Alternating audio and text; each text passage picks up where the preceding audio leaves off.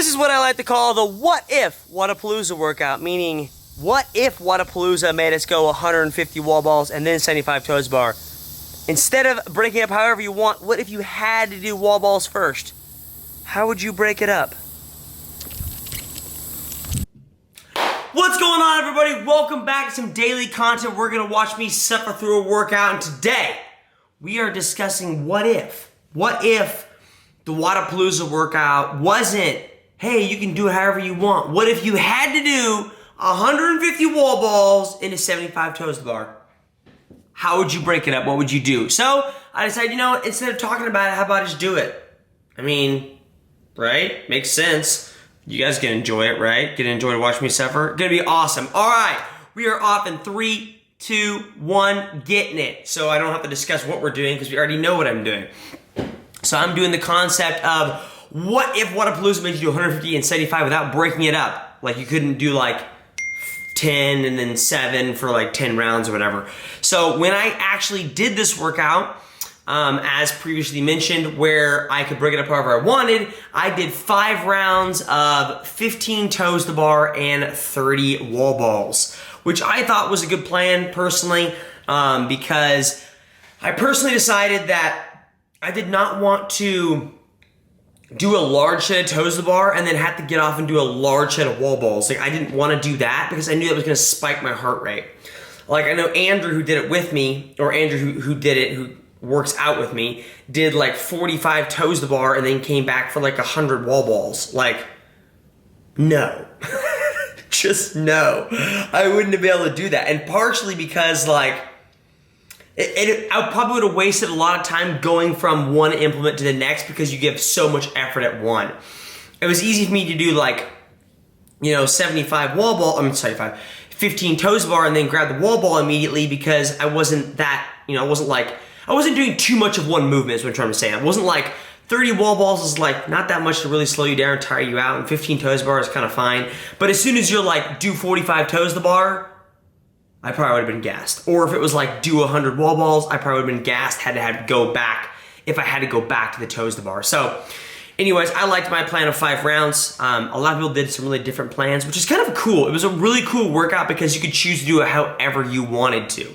So like I mentioned, and let's just assume that they said, hey, do 150 and then do 75. This is what I'm doing here. I will caveat and say that for those of you watching, the bottom of my wall ball target is at 10 foot. Some of you might be looking at this thinking, oh, well, the middle of your target's 10 foot, so therefore you're not even hitting it. No, I raise my targets up usually. So for instance, it's the same concept in my barn. If you ever watched me do wall balls in my barn, we have a big piece of wood in our rafters, and the bottom of the target is either 10 foot or the bottom of the target is 12 foot. Yes, we have been known to do 12-foot wall balls. I think it's important to do that. So if you're thinking, oh, you're hitting the bottom of the target, it's not counting. It's because it's at 10 foot. So anyways, I will also caveat and say that even though I have a degree in math, even though I got that degree a long time ago, I use the calculator for a lot of higher level math classes. And so doing basic arithmetic, like counting to 150 is difficult. So if you're one of those guys or girls, I'm not gonna be sexist, that likes to sit there at the bathroom on your toilet, and while you're doing your business, you're watching my workout and you're counting, do us a solid, count my reps and let me know if I got 150, because I'm not gonna sit here and count that. That's just a complete waste. Probably did, I think I was pretty close. I'm assuming I got it on the dot when I finished it. I'm not gonna be like, oh, I think I'm close, I'm done. Probably give or take 5 reps, maybe 155, maybe 145. That's my guess. If I get within 5 reps of 150, I say that's a big old W. That's a win. Because honestly, counting to 150 by yourself while you have a high heart rate and you're breathing is difficult. I will say that I did consider dropping it at 100, at a rep 100, and then I thought to myself, okay, that's stupid. I'll just get like 120, then I'll have 30 left. And then when I got to 120, I thought that's stupid. I have 30 left. I should just finish it. That's the thought going on inside my head at this current stage of the workout. So I decided to heck with it. We're going to do a haul 150 unbroken. Now, you might be asking yourself the question might reside is, was that a smart decision? And you can kind of go both ways on that. I mean, you have to ask yourself, if you were going to break 150, how would you have broke it, and how much rest would you have taken? Because right now, I'm not breaking it, and so I have no rest. So essentially, this is like a perfect idea. If we had to do just Karen, this is the perfect idea. Do it unbroken, don't break it. And so you have no added rest, you get the perfect time. But if you had to break it, you know, how would you break it in order to minimize rest? That should always be your question you have. You know, so maybe you go to like 100, you break, and then you do the second set of 50. That's a viable option. But what you don't want to happen, which is kind of what happened here, is I did 150, and I mean, I've done an unbroken Karen before, don't get me wrong. Like, I can do it, it's not a big deal. But I've never had to do an unbroken Karen and then get off and do 75 toes bar. And that was where it became a little bit difficult. And so here I am sitting here I finished at 449, we're now at what, 40 seconds before I grab on the bar. So is it worth it? That's always the question. Like, I just wasted 35 to 40 seconds just standing around. Granted, I'm putting on grips, I'm chalking, I'm preparing for doing toes to the bar. But at the same time, you have to ask yourself, was there a better game plan out there? Maybe. I mean, if you give this a shot, that'd be really cool. Like, if you do try and do this workout where you don't break it, you just do 150 and then you do 75, so kind of a chipper style.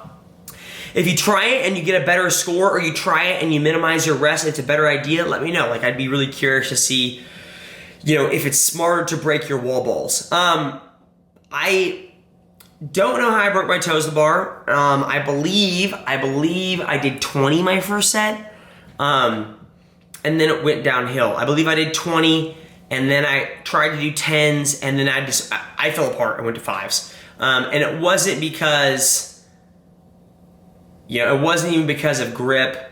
It honestly came down to, wow, I'm tired. I'm trying to give you a really good excuse, guys, and I can't think of a good one to give you. Honestly, this fell apart. Like, I'm not gonna lie to you, toes to bar are not one of my greatest movements. So when you do toes to bar, there's really two ways of doing toes to bar, which is kind of a discussion here. So right now, let's watch. I'm kind of doing a faster toe to bar movement. If you notice, like, my knees are kind of always bent.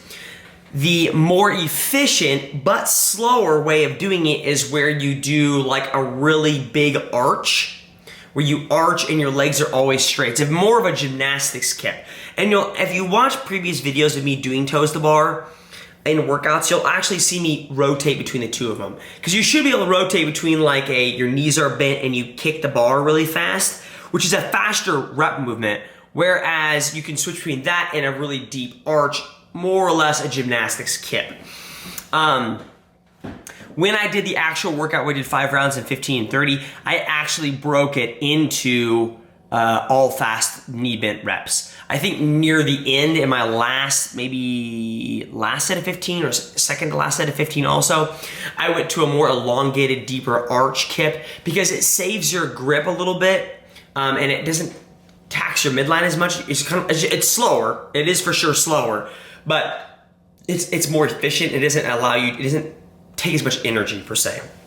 So, and you'll probably see, that's where I'm getting at right now. You're probably gonna see near the end of this, because I have a little bit of time left, you're probably gonna see less knee snappage and more of a longer, deeper kick. So it does happen, but it is good to practice that. So what I'm saying is, it's good to practice the two of them and be able to switch between them at a moment's notice, because you never know when you need to save your grip or go a little faster and surge or whatever the case may be.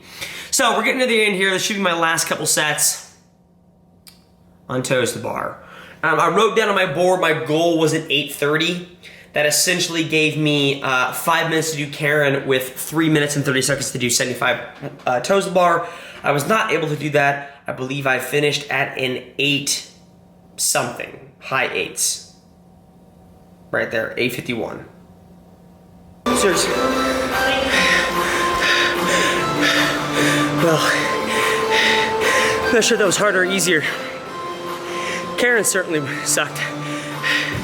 The toes to bar fell apart off the wall balls. Yeah, that what if idea wasn't cool. Went for an unbroken Karen in like 4:45, which, or 4:49, whatever it was, which, I mean, I'm counting for myself, so factor that in. Like, I might have gone over a few or under a few, probably more like under a few, I don't know. And then decided, oh, I feel good, I'll open up the big side toes to bar.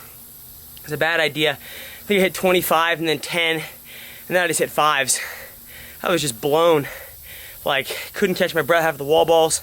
I mean, I wanted to drop that wall ball for sure. I did not want to do that the whole full thing unbroken, but I decided I'll save a lot of time. Well, saved a lot of time, and then probably lost it in the toes to bar.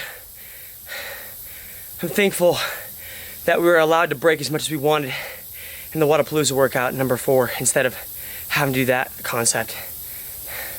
That wasn't fun.